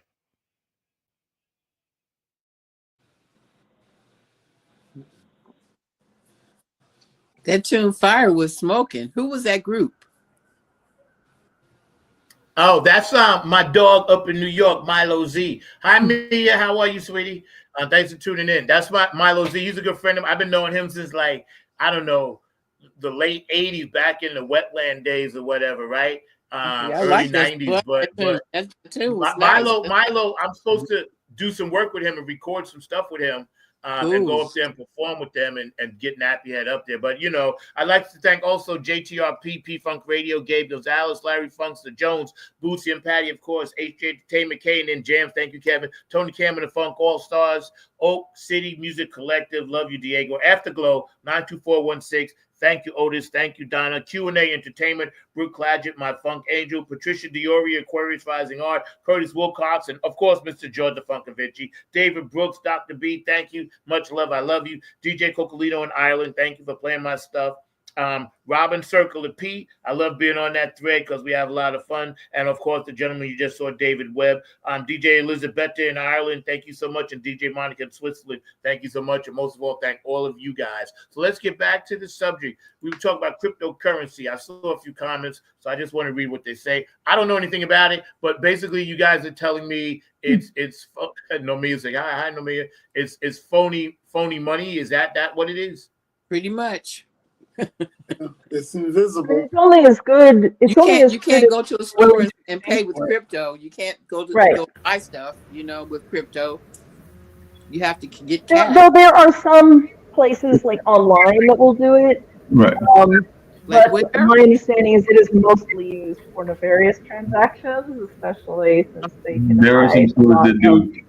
Yeah, there's some stores that do crypto. Very few, but there are some places that you can buy. It's not like you can, but there are few and far between. I was getting ready to say that what's going to make it very interesting, and I don't know, your thoughts around this, Jen, but you're in that technology space, probably one of the biggest hustlers of all time, has got his own cryptocurrency. So actually, he just released it. So Trump has his own crypto. So it might be an effort to make it go totally the way of society because he just released his own cryptocurrency. So I personally think that he's trying to push us into going crypto, but that's just because he invested Well, in. he had one. I mean, the Doge one has been like a failure for a long time. You could buy, so as a joke at Christmas, last Christmas, my husband bought Doge coins. It's one of these where that represents like one of the cryptocurrencies, one unit, and the coin itself, the materials are worth more than that unit of crypto was worth. He was another failure. Dogecoin was another failure, and So what would you suggest we do? Should we all start stocking cash? Like what's the alternative? Again, we want to give our audience alternatives. What should we still continue to credit cards and debit, and what are we doing here? Because sooner or later, if this thing collapses, people are going to need some kind of exchange currency way to exchange currency. I wouldn't worry about that. I would pay attention to what the bankers are saying or doing, because the bankers control the politicians more than anyone else does. And most of the time, they don't care about the human part of the politics. All they care about is what affects them as banks. So when you're talking about traditional banking and what you rely on, the banks don't want to see that end. So this is the one silver lining you have, is that even though they are making, socially, some of them making socially evil choices or ignoring social issues, right? Because they're just focused on banking. And for all the, problems we've had in banking and bailouts and things like that, one of the benefits is that if your money is in one of these major banks that care about keeping things going the way they've been, then they are kind of, on your side in that particular respect. So I'm not too worried. They can try. That's one thing that they will not succeed at, because the bankers get what they want every time. No matter I got one quick question though. How come Normia only says hi to you? What's up, Normia? You don't see the rest of us up here? Oh, see? She always says hi to you. Like, all right, that's okay. It's okay. And we love you. It's okay. You ain't got to say hi to the rest of us. We here. But I love Normia. She's cool, man. She's a good woman. Another strong, smart, businesswoman who happens to be Black and doing her thing and very educated. So hopefully we get you back on the show, But yeah, so let's move on to. I want to change continue to do second. Did you guys see Tyson's fight last night? No. It was I'm a garbage. nerd. I don't do sports. That was It was garbage. I didn't see the fight, but I heard it was garbage. That was a $17 million joke. I didn't it pay was no an attention to that. exhibition. Exhibition fights will never have the same magnitude as a title fight. They got 17 mil for that fight. Yeah, it was just. Why would somebody want to watch it? All Tyson did was this for for 6 Yeah. rounds. Just this. Really? Wow. Yeah, it was. He wasn't even throwing punches. He was basically just protecting his face for 6 rounds. The first 2 he killed it, but after that he just lost it. The other 2 fighters. I didn't think it was going to be better than him. I didn't think it was going to be anything. I really didn't. I know it was hype. Got a lot of hype. Oh yeah. This country loves hype, so it got hype. It was a distraction for a day. And you see who was promoting it? FanDuel, another one of those betting apps. Yep. Well, that's what I was going to get to, because the NFL, they never used to be in bed with gambling. It was always the mob gave us the football tennis, cards. golf, Now everybody. they are. Oh. That's why I think the NFL is fixed. I know I've seen a couple of tennis matches I know that were thrown, and it was obvious. Yeah. I couldn't believe how it's obvious. fixed. I mean, and I'm not even a pro, and I knew that some of those matches were like fixed.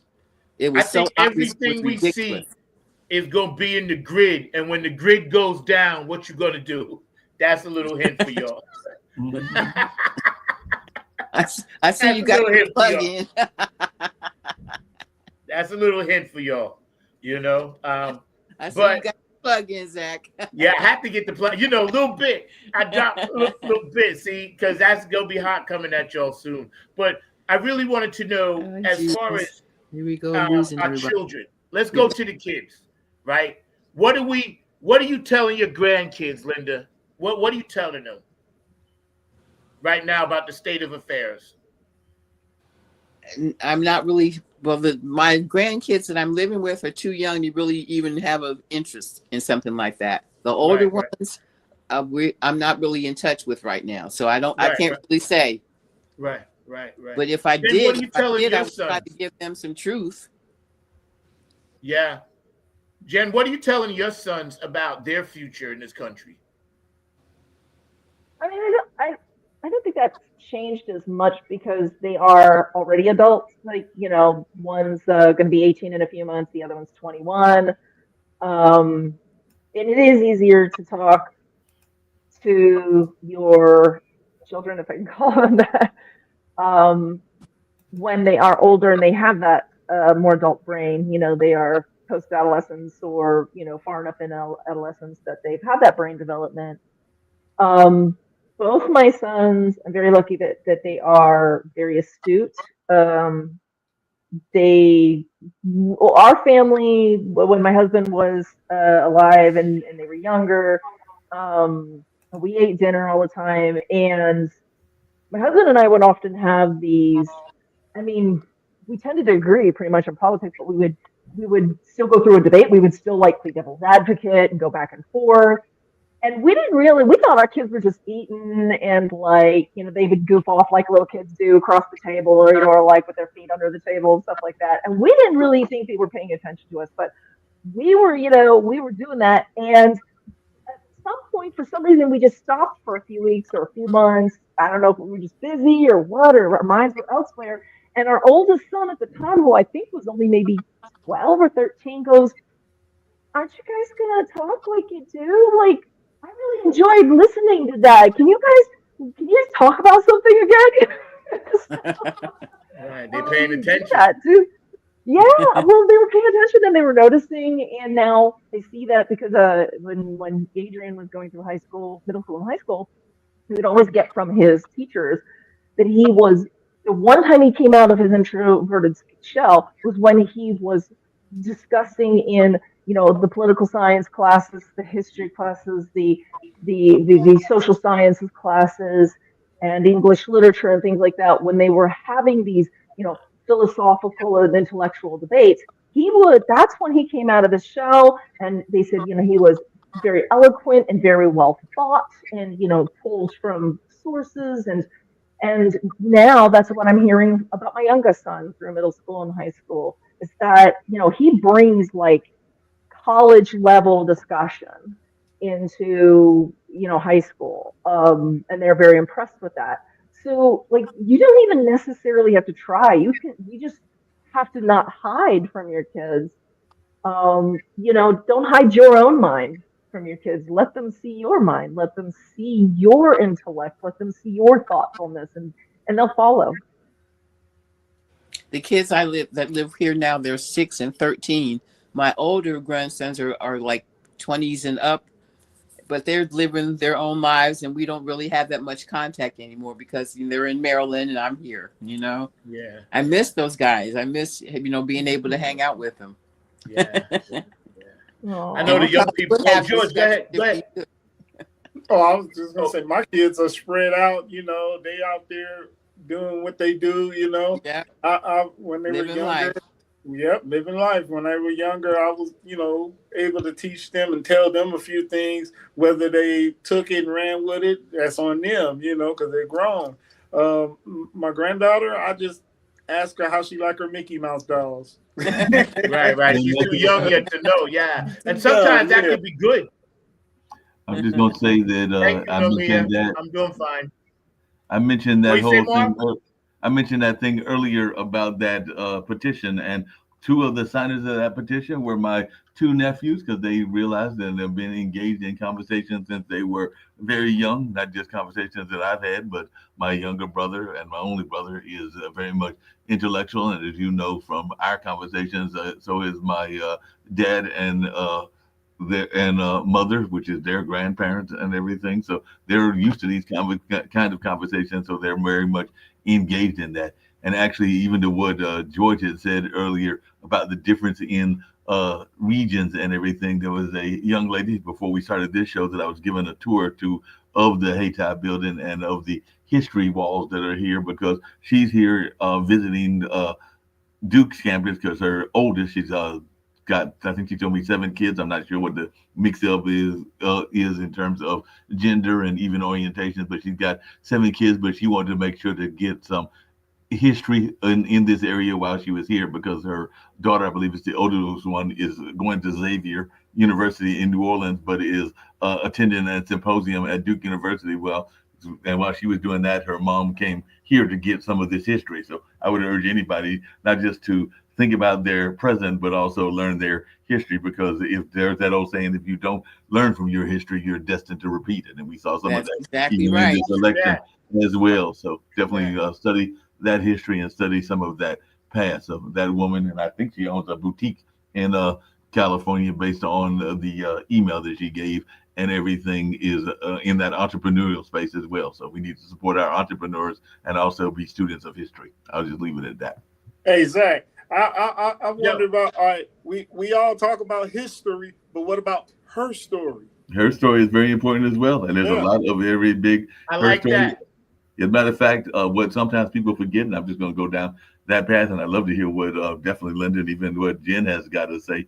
Even when we think of the religious books, whether that's the Quran or whether that's the Bible or a number of others, a lot of times we forget the powerful women that are in those holy books and everything. We pay attention to the man figures and the male figures, and a lot of times that's where we get into that trap that Jen was talking about earlier, where folks are having that whole notion that it's her body, their choices, which we know is an outright lie and everything like that and everything. So definitely we need to study the rich history of the women, because I can tell you that even here at Black Wall Street, it would not have been as successful without some of the strong women that were involved, and not just the male figures. As well. And I go back to the book of Enoch, and I always said women are the strongest people on the day one.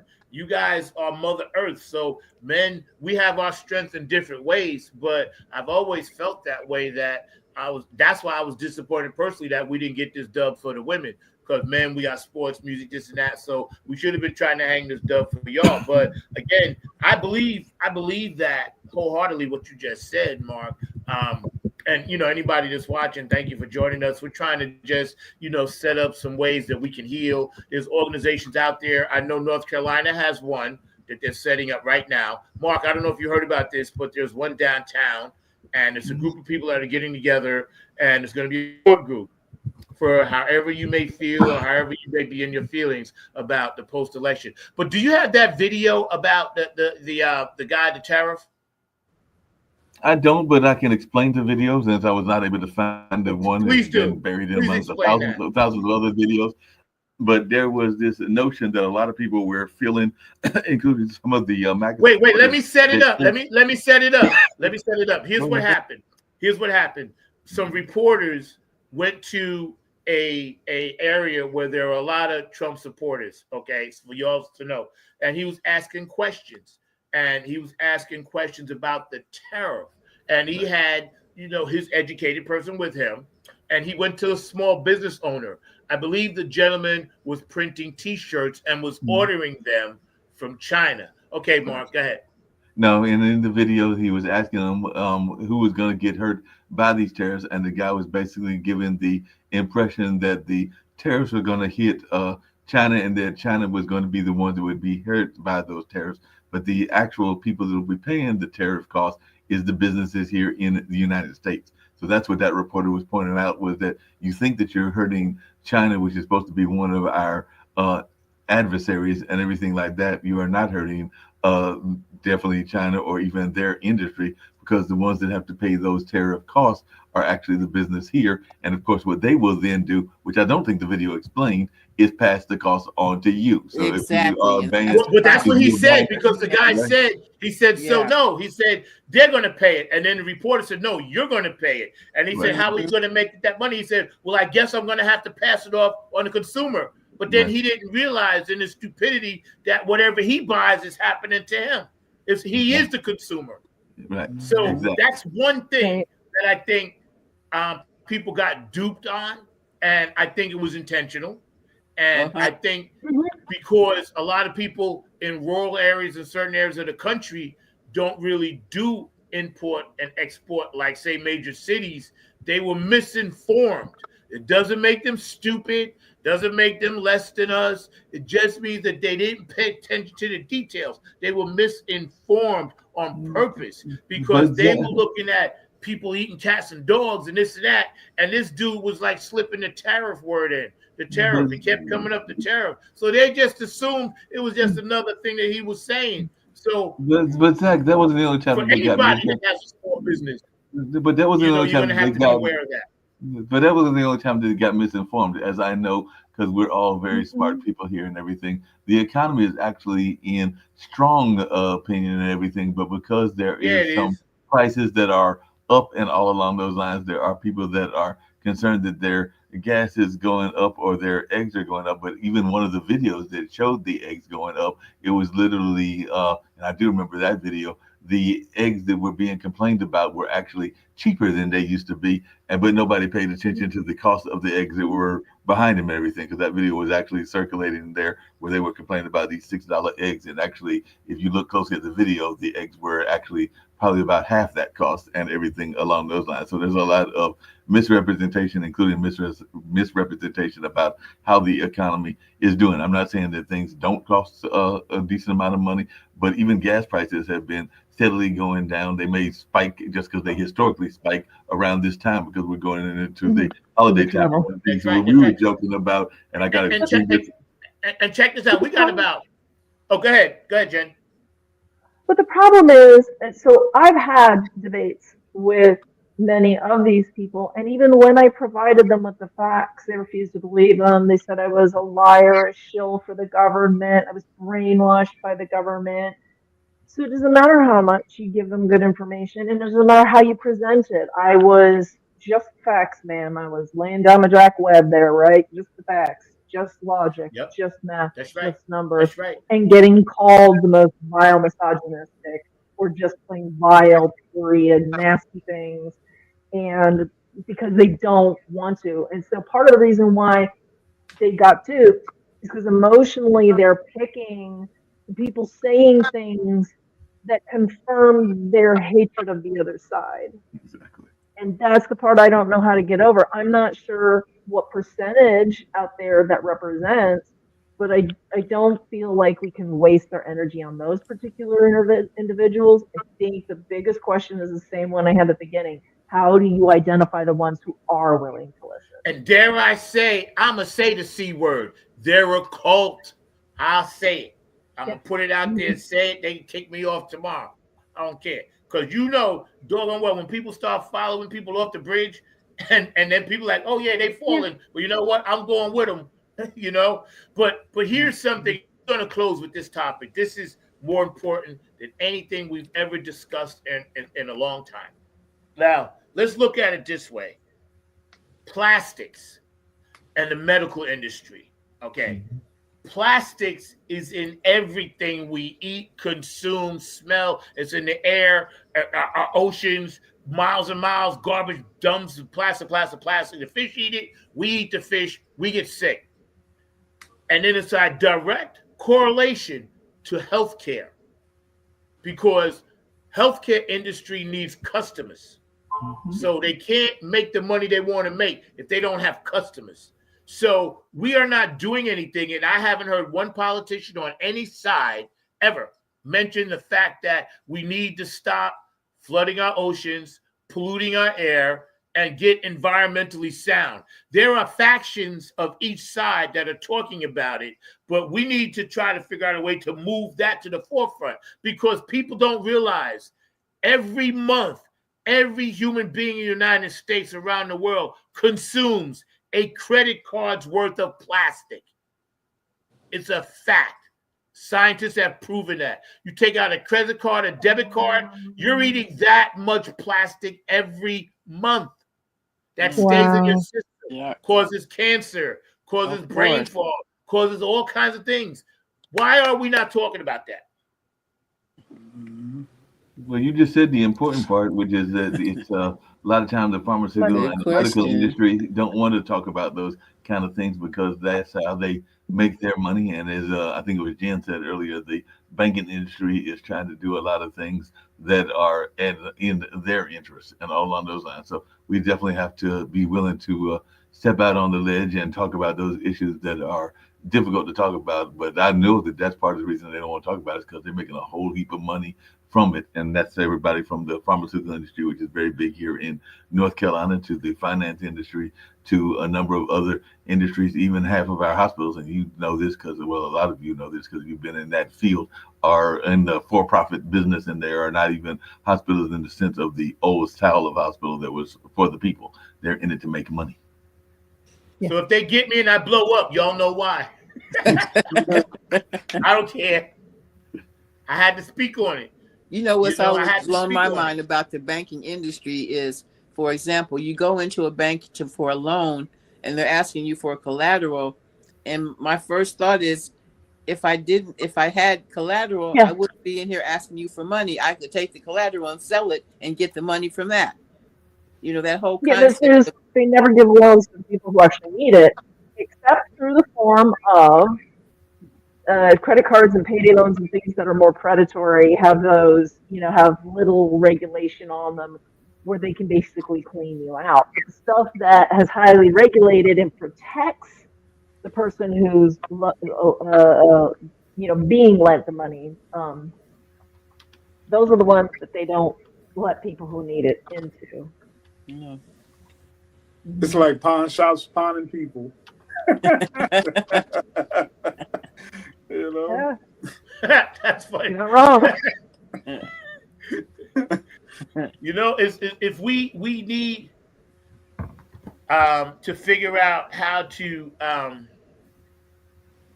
take better care of our health, because we become slaves and dependent. Like Kev said, there's no money in curing the sick in the United States. That's right. And I'm going to add this. There's another, there's more money in pretending not to stop it than it is to save it. Because like George said before, okay, so it's big business, right? And it doesn't matter what you have, whatever, what's wrong with you. But how is it that you can go in, any fast food restaurant and eat whatever the crap that they serve, right? And spend that money. But then when you get sick, it costs you like $490 for a pill. You know what I'm saying? So, and you need that pill or that surgery or that procedure, right? And it's only because of the stuff that we've been pumping in. And it's not just us. It's the whole world is churning like this. Our grandparents and parents was much healthier than we were, even though they got illnesses, because they grew their own food, had their own garden. But now the pesticides, the chickens, the chicken feed, the sprays, everything is designed to make us sick. And we need a communal response to figure out how to stop this, because this is beyond the scope of even trying to make it to the next generation. If we're all wiped out, who controls the world? You know what I mean? We gotta have more people that are in the space of healthy living. I'll actually throw a person that's been joining in our conversation that I know is friends with Jen, but she is very much in that space as well, because I know that Normia is very much into that healthy living. Jen can probably speak to it better than I can, since they are best of buds and everything. But I know just in her coming to the dance class that she is oftentimes talking about what she's doing gardening wise and other healthy wise. But I'll let you speak to that, Jen, since I know that that's one of your best buds and everything along those lines. Yeah, she and I share that as a common interest. I probably said it on the show before, but I do a lot of gardening. Yeah, I know. My own home canning, and I do. Regardless of where I tend to purchase Whole Foods, and they tend to cook. So I cook from scratch, and a skill that every human being really needs to know how to do, because it's amazing how much you can improve your health by just taking simple, low processed whole foods. And Mia, this is like her jams too. Is, just some rice, some lentils, some vegetables, and a protein. And then all the wonderful seasoning and spices that you put it all together and it makes it delicious. And a family affair, make it a family affair, have everybody a part of the meal making process and serving and cleaning up, because there's your ability to get that family togetherness, even if it only happens once or twice a week. And you will be surprised how body and soul, how healing that is, because food is medicine. Me and I, like maybe about this time last year, or maybe not even, not that long ago, went to a lady who was talking about how she used microgreens. She started growing microgreens to solve a lot of her health problems. There's a lot of, so I started doing that in a cabinet in my house. She's like, you can do it in a bowl on your counter. There's just these little things you can do. Just come on. Yeah. Well, that is how traditionally we would make soaps, is some kind of animal fat. Hey, I believe, or plant glycerin, but I believe sugar kills more than bullets. But yeah, it's, Zach, you said it's we want to do the pill a day thing. We don't want to cure anymore. We don't want to do what is a more permanent or longer term solution, because it's all for profit now. If you look at some of the earliest advances in medicine, it was often people who were doing it in the public space. So, and they were often like independently wealthy people who were just interested in that subject, and so they're just sitting there in their little, their own little labs and doing things and writing papers and releasing it to the public for the public use. But now it's all proprietary, it's all intellectual property, and they don't want you to just, get that one treatment and be all done. They want, they want to drag it out. They, for the rest of your life, if they can, with that pill a day stuff. That's it. Exactly. Yeah. It's just like fixing a car. And they don't want you to fix it. They keep you coming in to get the brakes done. They keep come in. It's just like fixing a car, man. Yeah, it is. Yep. That's why, when it comes to pushing drugs on this country, we're so medicated, we can't get out of our own way. And I speak that from truth. I don't care who you are. We are so quick to put our kids on medication. And sometimes they need it. It's justified. But sometimes all they need to do is go outside and play and burn some energy and socialize with other kids their own age and stop trying to be adults. When we was kids, we wasn't allowed to hang out and listen to what adults was talking about. It was none of our business. And they would shoo you away quicker than a fly. And if you even thought about bad-mouthing your parents or your kids, your parents or your uncles or your aunts, you know what you got. So we developed our own sense of self-worth by hanging out with each other. And a lot of times I feel these young people have lost their self-worth and they're blinded by social media, which is, we're going to end with this, because social media right now, don't forget the is electronics, out of control. It's just boom. It's gone. It's in a place now, like they say, you can never get the crap back into the horse. It's just on its way down this line, going 1,000 miles an hour. You got the TikTok, you got this, you got that, you got all of this stuff.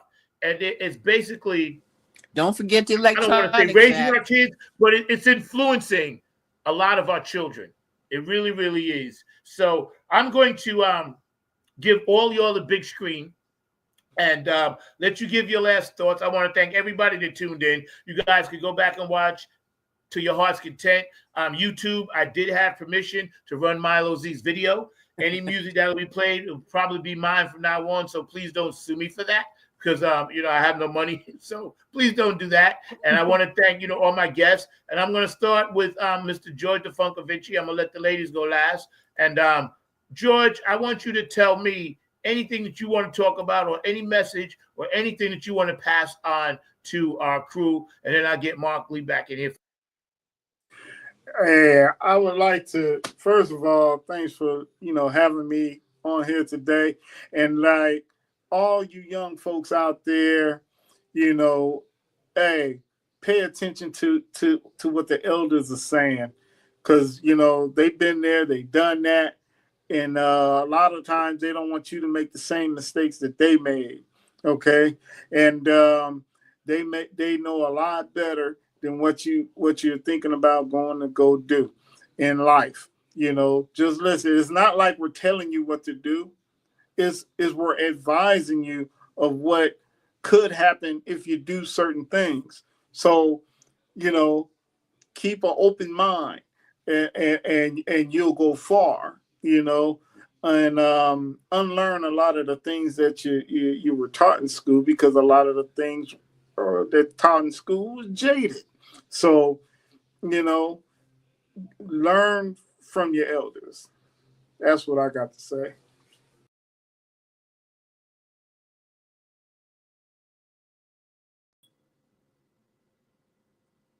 Hey, thanks so much for inviting me into your sanctum again there, Zach. I think as a a person who just saw this election that, like I said, it devastated me. I hope that everybody has the inner strength to hold on. Things can, if they get worse, they can always get better. And make them better, we have to work together. We have to pull up our panties, big girl panties on, and deal. Much love, everybody.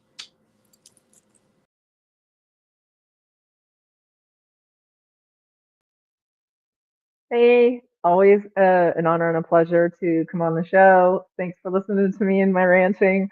I would just say take care of each other. If there's things in your life that are creating too much chaos and taking away from your peace and your ability to have the strength and the energy to fight what fights you can, for yourself, for your family, for the communities that you care about the most, that you advocate for the most, then do what you need to do to preserve that energy. Do what you need to do, because you know you can't fight every fight, and certainly can't spread yourself too thin. So you know, go ahead and be picky and choosy. You've got the permission.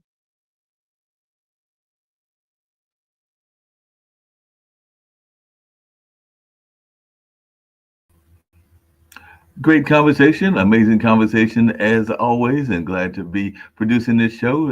Zach is doing a great job, does a great job of bringing in these powerful panels as well as addressing what's going on in the funk music community and all along those lines. But one of the things that I've got to say in addition to that is that as a lot of people were alluding to earlier and everything, we've definitely got to maintain that interest, maintain that ability, because one of the things that we have to make sure that we're doing, and I think Jim was kind of alluding to that, is make sure that we are being in tune with ourselves in what I like to call those main pillars of life. So try to make sure that you are physically aligned, mentally aligned, spiritually aligned, emotionally aligned, and definitely, even as a new friend of mine put it, fiscally aligned as well. So all of those are things that we need to make sure we have alignment in, and all along those lines, so that we can be in the best health that we can be in, no matter what's going Mark, on. I'll leave it amen. on that Yeah. note. Yeah. Thank you, man. You guys been amazing. I wanted to come on and bring us all up. Always I want a to say pleasure, thank you guys. You guys have always been there for me, and I just want to be there for you. And you know, we're going to be going a lot more live now, because I think we're going to be needed now. You know, I took a lot of time off the summer, whatever, but I think now, as you guys get ideas, and anybody that's watching get ideas for shows or topics or comments, please let us know, or you can let somebody on the panel know, and then we can do a show and talk about it. Because Namia, we got to get you on and talk some health and talk, you know, how you maintaining that and what you about. So, you know, you got to hit me up. We still here, going strong after 4 years. But everybody out there watching, Christy and everybody who put comments on, and all the great people that we love out there, man. We appreciate you guys, Kev. Appreciate you, man. And we want you to know there is a place for you to go when you need to express yourself in a way that lends credibility to what you're thinking about. Because today, the quote word is gaslighting. So everybody's gaslighting everybody. But here's a little tip. don't let anyone tell you your thoughts and feelings aren't real. And don't let anyone make you feel bad about your thoughts and your feelings, because they're your thoughts and your feelings, and you're allowed to feel that way. And let's try to understand both sides of the fence. Let's sit down with somebody, that you may not agree with and say, okay, listen, I know why you might have went for the character, but why do you think it's okay to try to just pick up people at random, snatch them from their kids, and send them out when they're hardworking people? These are the conversations we need to have, the realistic ones. And maybe they'll give you an answer, maybe they won't. But at least you're having a conversation rather than yelling and screaming and all this other stuff. And we're going to end with something positive. So thank you, guys. I'll see you guys next week. Funk from the Front Seat. Thank my producer, Mr. Mark Lee, Jen Vander Putten, and Linda Scheider, and everybody out there watching. We love you guys. I'll see you next Saturday. Peace. It's however you feel, but you just have to fit it between that space, that little space that you got, which is one. And then you would try to fit your different notes, but you felt in between it, like, and that's the funk, and you can change that, and that's the funk, and you can change that.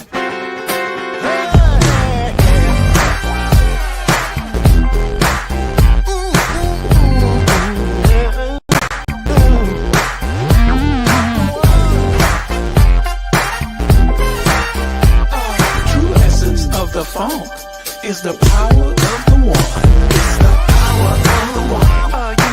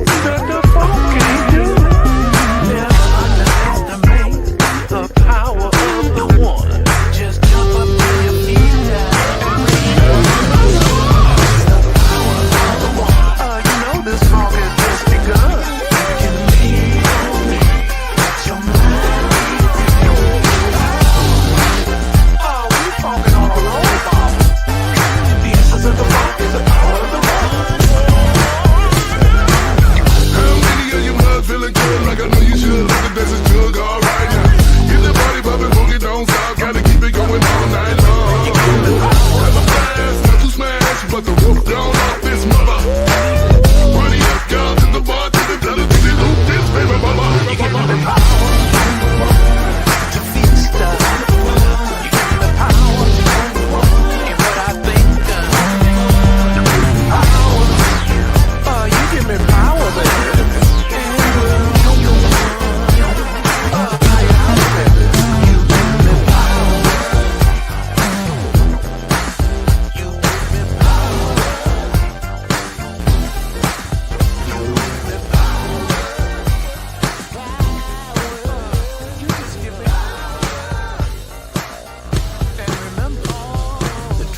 Of the funk is the power of the one, Bob. One!